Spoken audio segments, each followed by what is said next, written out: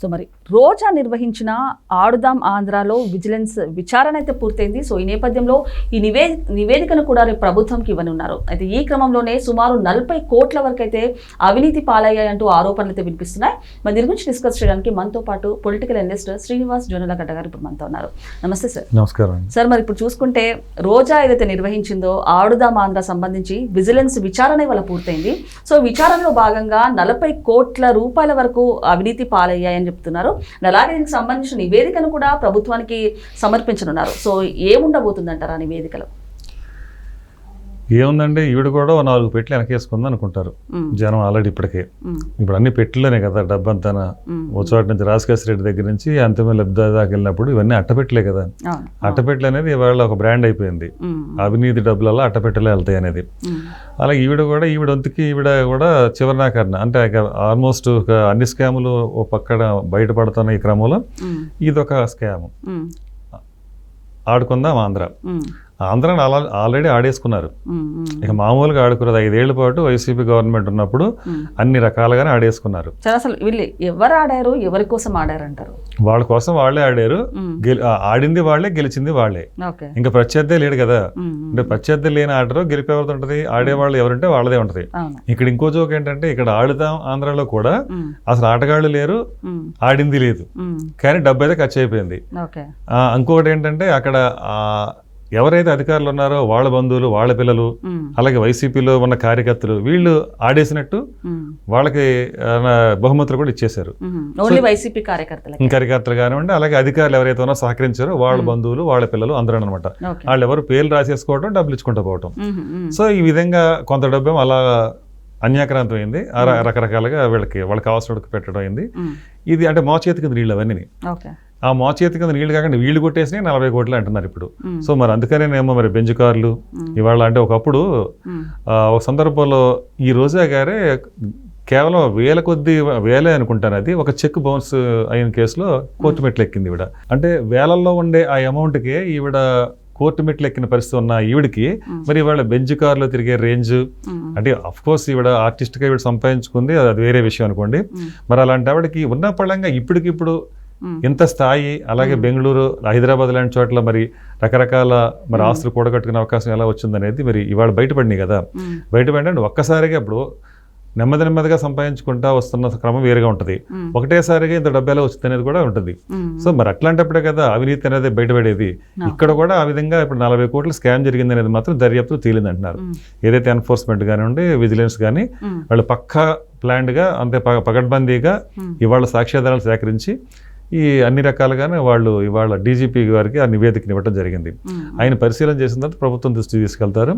మరి ఇవన్నీ ఒక్కొక్కటిగా అంటే అన్ని స్కాములు బయటపడుతున్న క్రమంలోనే నిన్నగాక మొన్న సరోగసి, ఇంకా లేటెస్ట్గా ఇప్పుడు ఆడుకుందాం ఆంధ్ర. ఈ పరిస్థితి ఇప్పుడు ఎలా ఉందంటే ఇక ఉన్నదల్లా మీడియా ముందుకు వచ్చేది అంబటి రాంబాబు గారు, అలాగే రోజా గారు. వైసీపీ అధికారం కోల్పోయిన తర్వాత ఇంక వీళ్ళిద్దరే మిగిలారు. మరి మిగతా అంతా బిజీ కదండి, అందరూ జైళ్లలో ఉన్నారు, కోర్టు మెట్లు ఎక్కుతా ఉన్నారు, పోలీస్ స్టేషన్ చుట్టూ తిరుగుతూ ఉన్నారు, కొంతమంది పరారీలో ఉన్నారు. ఈ రకంగా అందరూ కూడా తల దిక్కైపోయి ఇంకా దిక్కులేని పార్టీగా అక్కడ సీత అలా ఉన్నప్పుడు ఇంకా మీడియాకు ముందే తరచుగా వచ్చేది ఇప్పుడు అంబటి రాంబాబే. అలాగే అడపదడప ఈవిడ వస్తుంది. లక్ష్మీపార్వతి గారిని కూడా అప్పుడప్పుడు పిలుస్తున్నారు. ఇలాంటి సందర్భంలో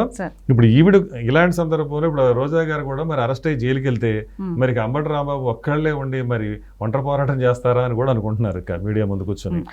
ఇంకొకటి అఫీషియల్గా చూసుకుంటే 125 కోట్లు అయితే శాంక్షన్ చేశారు ఆడుదాం ఆంధ్రకి. అలాంటిది కొన్ని కోట్ల వరకు అయితే రోజా అండ్ అలాగే ఆయన సోదరుడు గుట్టుక్కున మింగేశారంటూ కూడా ఆరోపణలు అయితే వినిపిస్తున్నాయి. ఏంటంటారు? అంటే సుమారు 40 కోట్ల వరకు అయితే నిధులు అవినీతి అయ్యాయని చెప్తున్నారు. కాకపోతే 47 రోజుల్లోనే 100 కోట్లు ఖర్చు అయ్యాయి అని చెప్తూ కూడా ఒక వార్తలు అయితే వినిపిస్తుంది అఫీషియల్గా. అంటే ఆఫీషియల్గా చూసుకుంటే 40, అన్అఫీషియల్గా చూసుకుంటే కనుక 100 కోట్లు అన్నట్టు చెప్తున్నారు. ఏ విధంగా చూడొచ్చు అంటారు? ఏదో 47 రోజుల సినిమా ఒకటి ఉందండి, ఒకప్పుడు వచ్చిందండి, అట్లా ఉంది. ఇది 47 రోజులు 47 కోట్లు ఖర్చు పెట్టినట్టు కనిపిస్తుంది ఇక్కడ. అంటే ఇంత వేగంగా ఖర్చు పెట్టవచ్చు అనేది మనం ఇక్కడ ఇలాంటివి కూడా మనం కొత్తగా తెలుసుకోవాల్సిన విషయాలు అనమాట.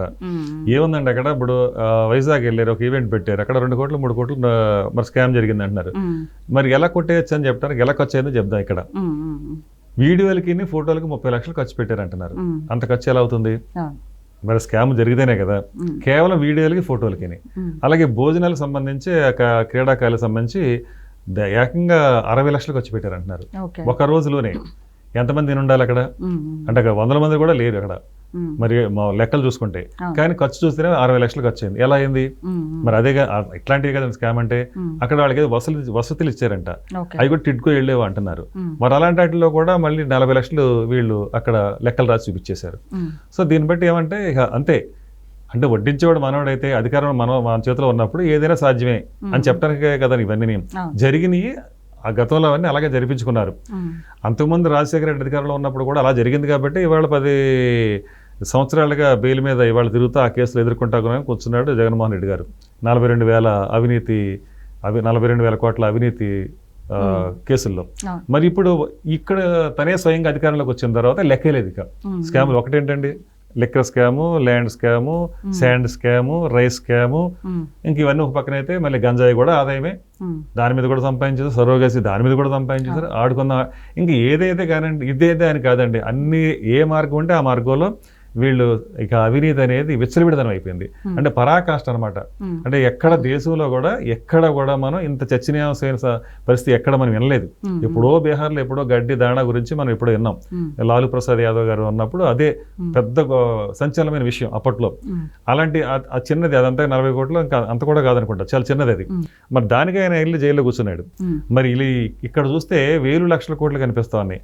ఇంకా చెప్పాలంటే కేజ్రీవాల్ గారు చేసింది అక్కడ చాలా చిన్నది, నీటి బొట్టు లాంటిది అంటున్నారు ఇక్కడ మద్యం కుంభకోణంతో పోల్చుకుంటే. మరి అలాంటిది ఆయనే జైల్లో, తిహార్ జైల్లో కూర్చున్నాడు. మరి కవిత కూడా, ఆవిడ కూడా వెళ్ళి కూర్చున్నారు. మరి ఇలాంటిది మరి ఇది నిజంగా ఈ బయటపడితే మరి వీళ్ళకి యావజ్జీవాలు మరి లోపల ఉండాల్సిన పరిస్థితి అన్నట్టుంది. సో ఏదేమైనా కూడా ఆటాడుకున్నారా మన సబ్జెక్టుకి వస్తే, మొత్తానికైతే వాళ్ళు ఆడుకున్నారు, వెళ్ళారు. ఇప్పుడు వాళ్ళ ఆట ఆఖరాట అయింది. ఈ రోజున ఆఖరాట వాళ్ళకయింది. ఎందుకంటే వాళ్ళు అధికారంలో ఉన్నప్పుడు ఏదైతే విచ్చలవిడిగా దోచుకున్నారో ఇవాళన్నీ ఒక్కొక్కటి బయటపడుతున్నాయి. ఇది కూడా బయటపడింది కాబట్టి ఖచ్చితంగా ఇప్పుడు రాబోయే రోజుల్లో ఇప్పుడు ఇంకా రేపా మాపా అన్నట్టు ఉంది ఈవిడ పరిస్థితి కూడా. ఇది నిరూపణ అయితే కనుక డెఫినెట్ గా ఈవిడ కూడా మరి శ్రీకృష్ణ జన్మస్థానానికి వెళ్ళటం పెద్దగా ఎక్కువ రోజులు. ఫైనల్ గా రోజా గారు కూడా క్లీన్ బోల్డ్ అయ్యే ఛాన్స్ ఉందంటారా? ఆల్రెడీ ఆటాడుకుందాంలో ఈవిడ క్లీన్ బౌల్డ్ అవటమే కాకుండా పార్టీ ఎప్పుడు క్లీన్ బౌల్డ్ అయిపోయింది. మీరు అన్నట్టు ఇక ఈ ఆటలో చివరి ఏదో బ్యాటింగ్ వచ్చిన వాళ్ళు క్లీన్ బౌల్డ్ అయితే ఎలా ఉంటుందో అలాగే ఇప్పుడు రోజా గారి పరిస్థితి. ఓకే. సో ఫైన్ సార్, అంటే అన్ని అక్రమాలతో బయటపడుతున్నాయి ఒక్కొక్కటి అన్ని చూసుకుంటే కనుక. సో ఇప్పుడు అలాగే జగన్మోహన్ రెడ్డి గారి చుట్టూ కూడా ఉచ్చు బిగిస్తుందంటూ కూడా చెప్తున్నారు. అండ్ ఈ సిట్ కూడా అదనపు ఛార్జ్ షీట్ కూడా జారీ చేసింది. సో నిజంగానే మళ్ళీ ఈ Big Boss kingpin Jagan arrest కూడా ఎప్పుడు ఉండబోతుంది అంటారు ఫైనల్గా? అరెస్ట్ గురించి రకరకాల ఊహాగానాలండి. అయితే ఈ రోజున అదనపు ఛార్జ్ షీట్ అంటే రెండో ఛార్జ్ షీట్ అనుకోండి, అది ఈ రోజు వచ్చింది. దాంట్లో వివరాలు చూస్తే మిగతా విషయాలు మనకు అర్థమవుతాయి. ఇప్పుడున్న సమాచారం ప్రకారం ఎవరైతే ఇప్పుడు గోవిందప్ప బాలాజీ, అలాగే కృష్ణమోహన్ రెడ్డి, అలాగే ధనంజయ రెడ్డి, వీళ్ళ ముగ్గురే ప్రధానంగా వాళ్ళ మీదే ఇప్పుడు దృష్టి పెట్టి ఈ ఛార్జ్ షీట్ లో వాళ్ళకి సంబంధించిన కీలక సమాచారం రాబట్టారు అన్నట్టుగా మాట్లాడుతున్నారు. సో అంతిమ లబ్ధిదారుడికి చేరవేసే క్రమంలో వీళ్ళే కీలకంగా వ్యవహరించారని అంటున్నారు. సో అదే సందర్భంలో భారతిరెడ్డి గారి ప్రస్తావన, అలాగే జగన్మోహన్ రెడ్డి గారి ప్రస్తావన కూడా ఈ ఛార్జ్ షీట్ లో ఖచ్చితంగా ఉండే అవకాశం ఉందంటున్నారు. అయినా కూడా మరో ఛార్జ్ షీట్ కూడా వచ్చే రోజుల్లో రాబోతుంది. సో అంటే ఇప్పుడు ఈ ఛార్జ్ షీట్ ప్రకారమే డెసిషన్ తీసుకుని మరి జగన్మోహన్ రెడ్డి గారి అరెస్ట్ కి దారితీసే అవకాశం ఉంటుందా, లేదంటే మరి మరోసారి అంటే ఫైనల్ గా వచ్చే ఛార్జ్ షీట్ వరకు వెయిట్ చేస్తారా అనేది చూడాలి. ఓకే సార్, నమస్తే. నమస్కారం.